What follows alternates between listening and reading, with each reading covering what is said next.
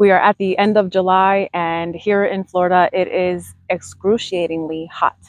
But this is a fun time, especially as we head into August, because we get to start our seeds for fall growing. And I wanted to make a little video to share with you what I will be starting in my garden over the next couple of weeks as we head into August. And hopefully, this list gives you some ideas or inspiration on what you can possibly start getting planted in your garden. So I will say right off the bat that I am in Central Florida, but more North Central Florida. So I'm in zone 9A. And some of these crops that I'll be starting in the next couple of weeks might be better to start in the later part of August if you are more south or in a hotter zone or climate than I am.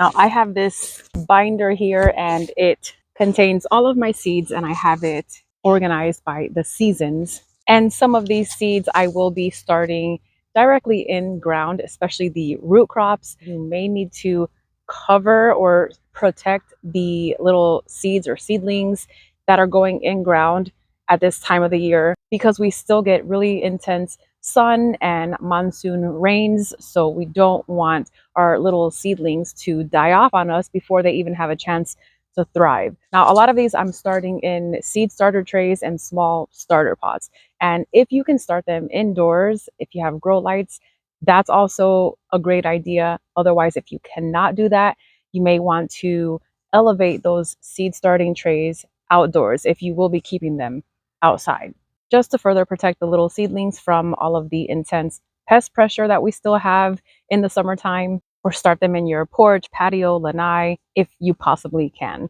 Now, I know for me, I have a whole bunch of little cutworms and army worms and whatever worms that like to munch on my seedlings. So it's a challenge sometimes. And at the end of the day, if you don't want a fussy experience, just overplant and expect to lose some seedlings. And that's fine too. All right, let's get right to it. So the seeds that I'll be starting are my tomato seeds once again. Throughout the month of August and September, they'll have time to get going, get started, mature a bit before I place them out into the garden sometime in late September or even October. And in the springtime, I was growing about 7 different varieties, but this time I'm sticking with the basics, and I will be growing my favorite tomato so far, which is an heirloom variety. It's called Dark Galaxy. I actually saved the seeds from my own harvests, but it is a beautiful tomato. It has a darker hue at the top. Wherever the sun hits it, it basically becomes a dark purple or even black, and it has speckles on it. And when you slice it, it's very meaty and it has a perfect texture. So it's a great slicing tomato, and it's pretty versatile. You can use it in almost any dish. I love it. And because I love cherry tomatoes and they are so easy to grow out here, they don't really deal with too much pest pressure. They do pretty good for me. And finally, our tomatillos. So I've got a purple and a green variety of tomatillos. So I will be making a lot of salsa this year. Moving on to the root crops, I will be starting 2 different varieties of carrots. I've got the short and sweet variety and then the rainbow carrot mix. I've grown these a few times before. They do pretty good out here, and I think it's really fun and my kids like them. These will be started directly in ground, and I'm going to be using one of those row covers that not only shade it out a little bit, but also protect them from the little chompers that like to feast on seedlings. And this is not the only time to start carrots. I will be starting more carrots in September and again in October and maybe even in December. I'm also going to be growing onions, and this year I was thinking of doing red and sweet yellow, but I decided on just doing the sweet yellows because I have a whole bunch of green onions growing throughout the garden. So I feel like I have enough onion going on, but I absolutely love the larger sweet onions. So the ones that I'm going to be planting are the Texas early granos, because it is a short day onion, which works for us here in the southern states. It's not a long day onion, which is better suited for more northern states. So these bulbs are going to get nice and fat, big, sweet, and juicy. If you do decide to grow a long day onion, you will still get some harvest, but it's going to be smaller, it'll be skinnier, and might not really be worth the effort of growing them out here. But if you want to experiment, go for it. But these ones here do really good, and I've also grown these before successfully. So this is what we will be sowing. All right, let's go back to the classic vegetables, which are the peppers.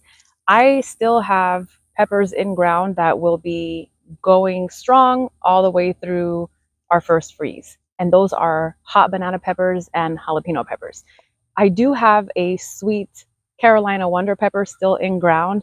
And it's funny because you normally hear about overwintering pepper plants by either digging them out from the ground, potting them up, and placing them in your garage throughout the winter months. But out here in our really hot climate, we also over summer. And the way I'm over summering is by protecting the Carolina Wonder sweet bell pepper with shade cloth. And this is like a 50%, probably even higher, maybe 60% shade cloth all day long. And it's still producing peppers. So I'm okay with that. I'm pretty happy with what I have out there so far, but it's only one plant. So I will be also starting sweet bell peppers. It's just a rainbow mix for sure. All right, so awkward moment. Our fence hasn't come up yet, and we do have construction going on behind us. And as I looked over, there are people watching me from the sliding glass door. And it's really weird. So I'm going to move. Okay, back to the greens and reds. These are my lettuces and kales, and I'll start with the red salad bowl lettuce. I've grown this many times. It does wonderful in the warmer, cooler months of Florida. It doesn't really bolt too quickly on me, and it won't, especially growing them in the fall months and throughout winter. This is a loose leaf type of lettuce, so you don't have to wait for a large head of lettuce to harvest. You can just harvest the leaves, cut them down, they'll keep regrowing for you. So you just keep harvesting over and over and over. I like to plant these seeds pretty densely. I don't space them out or worry about that too much because I'm just harvesting the leaves. And same thing with the butter crunch lettuce. This is also loose leaf and doing the same exact thing as I do with the red lettuce, just chopping them down, letting them grow back. I love this lettuce. It's one of my favorites. Another one is a mustard green. This is tatsoi, and I actually prefer this over spinach. I know a lot of people use it as a spinach substitute. I used to love spinach until I tried tatsoi. Spinach now has such a strong, super intense earthy flavor, whereas the tatsoi does beautifully out here. It isn't fussy like spinach is, and it tastes a lot better. So I'll be growing this throughout the fall and winter months as well. And for my last green, this is another mustard green, and this is Ethiopian kale. I chose this specific variety not only because I have a ton of seeds for it, it's 2,000 seeds in here, but also because these greens, I'm mainly growing it for chopping and dropping and incorporating them into my soil, letting them decompose, because the chemical compounds that they release into the soil as they decompose will kill off or repel or at least drastically minimize the root knot nematodes that we have living in our sandy soil. Now, if your garden is established and you have a ton of beautiful microbiology living in your soil, then you may not have any issues with root knot nematodes. But I started completely from scratch back in December, so it's only been half of a year, and my soil is still in the process of improving by chopping and dropping. So I still have a lot of sandy soil. So this is part of my game plan to improve my soil, but also keep those root knot nematodes away. And I'm going to be planting a boatload, a crap load, a humongous amount of Ethiopian kale in my garden. So I will be starting broccoli. These are going to be started in the seed starting trays. Not sure if I'm going to start it indoors in grow lights or if I'll just keep it out in the lanai for now and kind of elevate them and keep them protected. I find starting the seeds outdoors is a little easier because then I don't have to worry about hardening them off to get acclimated to the sun before I place them in ground. But just like with the carrots and even with the greens, this is not the only month that I will be starting these. I'm also starting more in September and more in October and even November. Flowers are important. I've got a bunch of different flowers. I have some natives. I've got the Simpson stopper. I've got the plumbago that's native to Florida, and then the one that's also native to Texas, but also grows prolifically out here and does wonderful. I've got milkweed and blanket flowers. But I'm also going to be restarting my sunflowers. So I have the short stuff sunflower, which grows to about 2 feet tall, give or take. And then I've got the giant sunflowers and then a mammoth sunflower somewhere. Can't find the seed packet right now, but I do have some seeds in here. But of course, we want the flowers because they're beautiful and they also bring the pollinators that will help pollinate these veggies that we are going to be growing in the fall.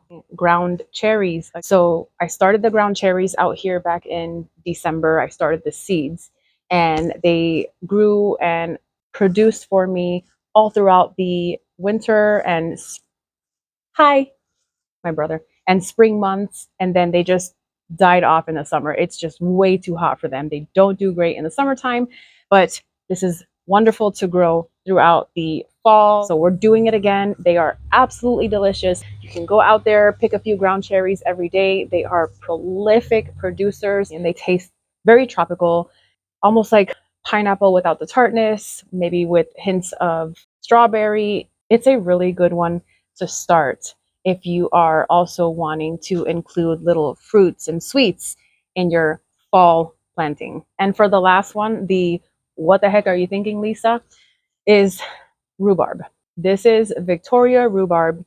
And I will say right now, rhubarb does not grow well out here. It actually will not grow past it growing as an annual. So in the colder climates, this is a perennial and it will grow and produce for many, many years, 20, 30 plus years. But out here, we grow it as an annual and we are starting it in the later months of the year so that they can grow through the fall time and produce lovely little stalks throughout the winter time.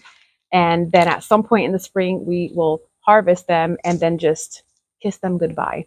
Now, in order to get enough stalks to actually be worth the effort and time to grow them, we'll have to plant many of them. And by many, I mean like at least 8 plants.